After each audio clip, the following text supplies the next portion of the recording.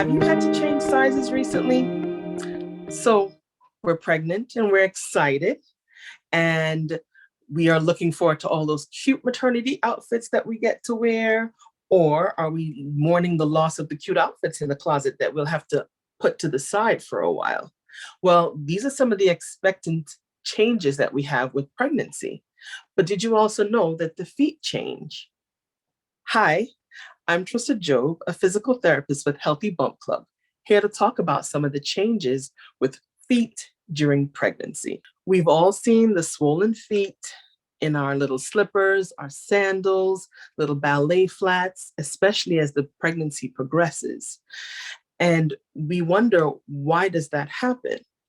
Well, for one, there are hormones that are necessary for supporting the pregnancy that cause there to be an increase in the blood flow in the body, but also causes the veins in the body, the system that's supposed to return the blood to the heart, it causes it to get a little bit more relaxed.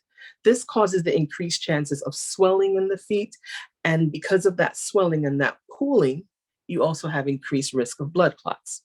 Yes, ladies, unfortunately, pregnancy increases the risk of blood clots. In addition to this, so on top of that, we also now have other hormones that are really important for the labor and delivery part of things, helping to open up the passageway for the baby to come through.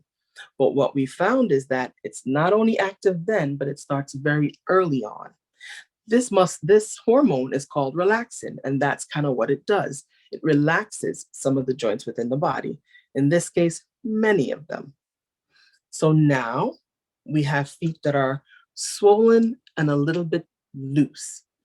But what does that really mean? What does that really mean? It means that the feet are now larger and there's a little bit less support in the feet.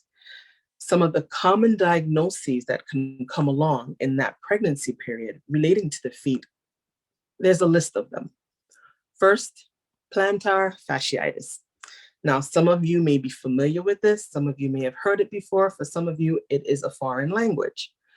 All it's talking about is the tissues that are responsible for helping to support the arch of your foot. It's called the plantar fascia.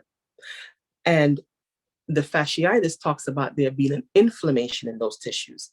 Inflammation tends to lead to pain. So you have that arch that's now inflamed, and every time you take a step and you press down, it gives more and more pain. So plantar fasciitis, unfortunately, is something that can happen when you are pregnant. Another one of those common diagnoses, it's called metatarsalgia. Yes, metatarsalgia. Another extremely foreign word, but let's talk about what it really is.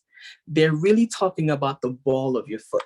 So we're talking about the area where your toes join the rest of your foot, the metatarsals, and what is happening there is, once again, inflammation. And so with a lot of the pressure that's there, you can have a lot of pain in that portion of the foot.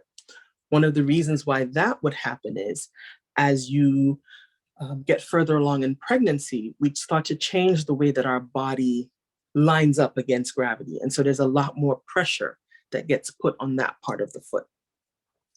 We can also have an increase in heel pain, just some of the pressure that goes with walking through as we are gaining more weight. It can cause irritation at the heel.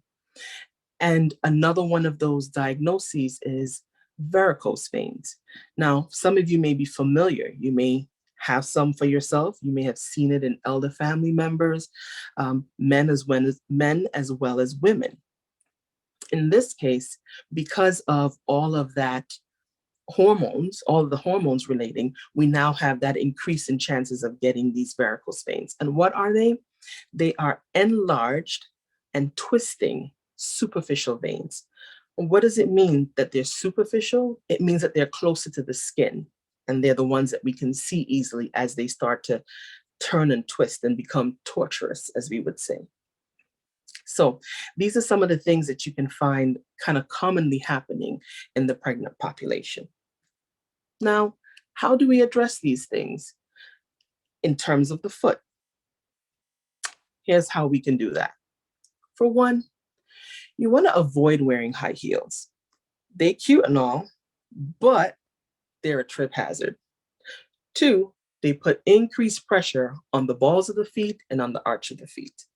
And ladies, yes, we are at an increased risk of falling when we're pregnant. So maybe we can avoid the high heels for now.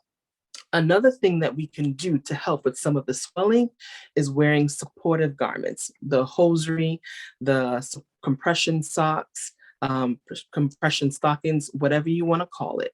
We're not looking for a constricting hold. We're looking for a light hold, something that will keep some of the excess fluid off of the legs. Now, you can wear that throughout the day, and at the end of your day, you make sure to put your legs up and try to get some of that swelling out of the feet. And if you have a partner that's so inclined, a nice foot massage would actually be very good, where they're pushing, going back up towards the rest of the body. That would be quite nice. Who wouldn't like that? One of the other things that's important to do as well is to make sure that you have proper footwear. So we're not just talking about something that's going to cover your foot, but something that's also going to be supportive.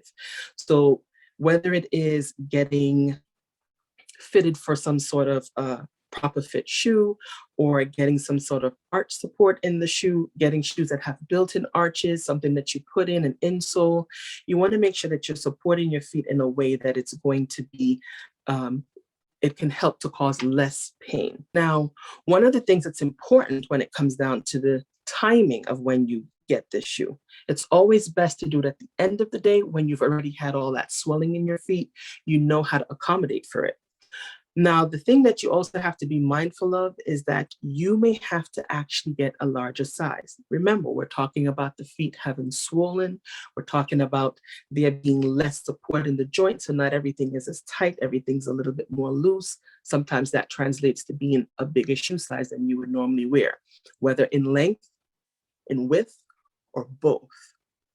And another reason for getting the arch supports would be not just to help at the feet, but it can help also in terms of the overall chain. If we don't have good support of the feet, it can cause pain in the knees, it can cause pain in the hips, it can cause pain in the back. So we can kind of stave off some of that as well. Lastly, one of the important things to do would be to stay active and to exercise those feet in a safe way. You can do ankle pumps, you can do stretches of the knees, things like that. It is important for pregnant women to exercise, and it's important that you find a safe exercise routine for you. Remember, labor is a marathon event. Now, you've gone through the labor, you've delivered this beautiful bundle of joy, you're enjoying them. What comes next for your feet? After the pregnancy, you can expect certain things to resolve. You can have less of that swelling happening. Not immediately, but over time that will change. You can have less symptoms of the varicose veins, though sometimes they persist. You can expect there to be changes in that plantar fasciitis and that metatarsalgia that you're experiencing. Sometimes they can persist, but sometimes they can all go away. One of the things that I found to be very interesting and surprising was foot size. Yeah. So in 2013, there was a study that showed that with pregnancy, there can be a change in a woman's foot size. What they found was the most significant change can happen with the first pregnancy, but there can be additional changes with additional pregnancies. So no, you're not going out of your mind. It's not playing tricks on you. Yes, you may have had to change size. Lastly, the question may come about, when would it be appropriate for me to see a podiatrist?